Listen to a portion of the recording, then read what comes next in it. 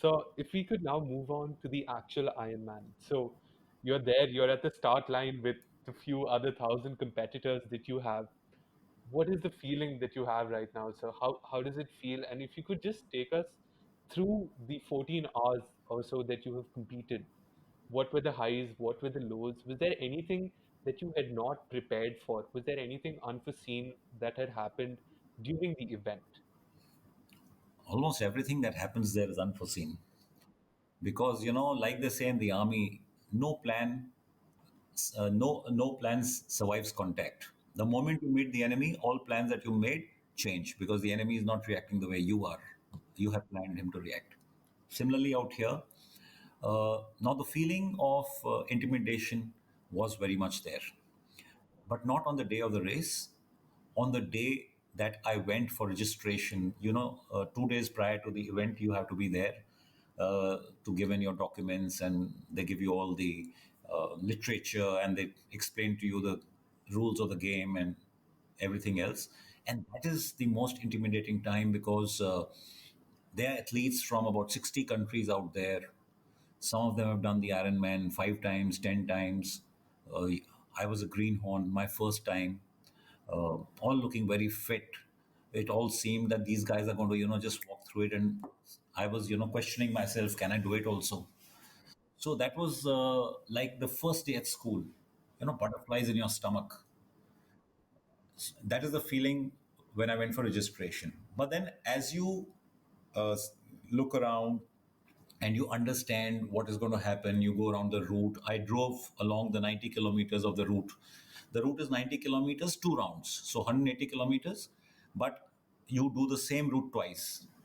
So drove on that route. I got a sense of the elevations. Now that was a big challenge. And so let me tell you what all was not as per my expectation. Now, first is with a swim. I knew that the temperature or the predicted temperature was about 24 degrees in the water. And when you are at 24 and above, you don't need a wetsuit. But when I reached Austria, there had been a disturbance in the weather there, and the temperatures dropped to 19 degrees. And then there was no way that I could swim without a wetsuit. And I hadn't trained in one, nor did I own a wetsuit, so I went and purchased one out there. Now, when you are swimming in a wetsuit, the wetsuit has buoyancy. And if you're doing a breaststroke, like I do, then it pushes your legs out of the water. So when you kick your legs, because breaststroke has you have to push the water.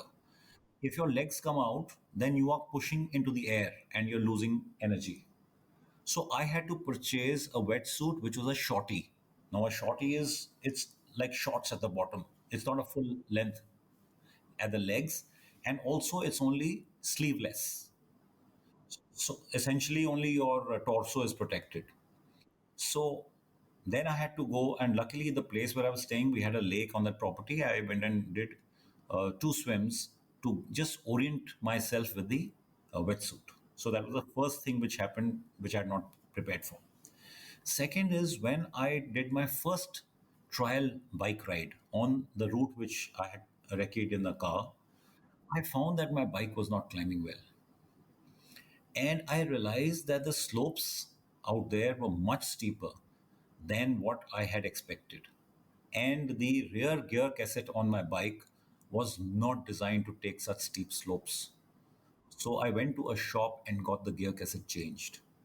So if for people who are aware of how this gearing goes, there is a 11 by 24 and then I got a 11 by 28. But not getting into technicalities, I got a gear set which would climb better. And then when I did my next trial, I was more comfortable. So that was the second thing. The third was the day of the event. Uh, you start with a swim, 2,850 athletes starting together in the swim, and it was cold, and you have everybody trying and swimming over you because there's a melee of people. So that was something that you are not prepared for, whilst you know that will happen, but I hadn't experienced that. And you finish your swim and you come and run and get onto where you're cycling as you start changing your gear and get into your cycling gear and you take off. And the moment I started off, I found that the speedometer on my bike was not working. No, this is something which had never happened in the 18 months that I had been training, but it happened on race day. It didn't work. So I had a Garmin watch which I was wearing for my run. And because it has a limited life, when you're using it, the life is only about 9 hours. So had planned not to use it on the cycle, so I had to switch that on. So it's very difficult to look at your watch and time your cycle, because that means taking your hand off the handlebar every time. So that was the third or fourth thing which happened. Then in the journey when I was cycling, I was carrying my nourishment in terms of gels and energy bars and everything. It has to be on yourself. And 150 kilometers were done. 30 kilometers to go. I was very low on energy because I was trying to find that energy bar in the rear pocket of my jersey, but I couldn't locate it. It had got displaced somewhere down below. And because I couldn't find that, I had nothing to eat and I was very low on energy. Uh, Now, that was the time a very unique thing happened. Uh, I got into a meditative state because I was low on energy. I was trying very hard to focus, and somehow I connected with my mother, who had passed away 5 years ago. And when I connected with her, I seemed to get, a burst of energy. I also simultaneously was able to locate my energy bar, and I had that bar, and I was revived. And the last 30 kilometers, I finished very strongly. And having done that, came the run.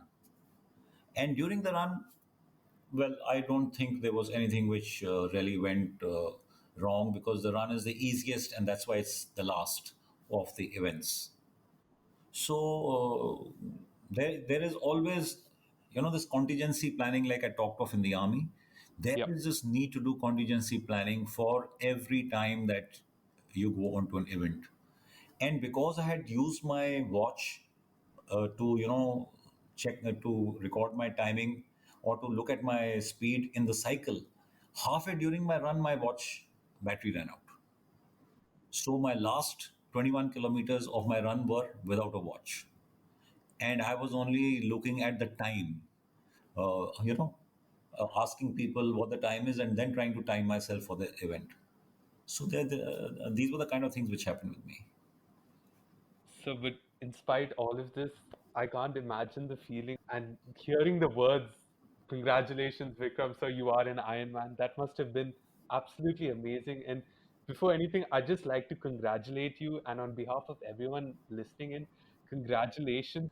And if I may ask, so you've done the Ironman twice, right? So from everything you learned during the experience of the first Ironman, is there anything that you changed while training for the next one, or like during the next Ironman? Was there any changes that you made to your training schedule or the way you trained or anything? Firstly, thank you, Adil, for the congratulations. And when I did the second Ironman, I would say what I changed was that I had more confidence. I knew what I'm up against. It was no more the first time at school. And therefore, instead of 18 months, I trained only 6 months. Also, the reason, I mean, not the reason, but when I went for the Ironman, I was quite clear for the second time that I had to improve my time. And therefore, I realized in my first event that it is the cycling which can actually help you improve your time, or I would call it the make or break event. And so I had focused more on the cycling, and I improved almost my cycling by 1 hour 15 minutes in the second event. But yes, again, there were things which went wrong. My hydration and nourishment went for a 6. The protein gels which I carried had actually gone bad in the weather because they had been lying outside for 5, 6 days. And when I consumed them, after my cycling, I couldn't even run 200 meters, and I had 42 kilometers to go. So I had done my swim and cycling in very good time. And now I had 42 kilometers to go, and I was unable to run for more than 200 meters at a time. I was so exhausted. And all those gels which I had was now, churning up in my tummy. It was bloated. I was feeling nauseated and almost like, ready to puke. But, I had decided I'm not quitting. So I did a lot of walk, run, walk, run, walk, run. And that 42 kilometers was a nightmare. But despite that, I improved my time by 40 minutes uh, and I completed. This was from episode 2 of the AG podcast. For more, hit the link in the bio.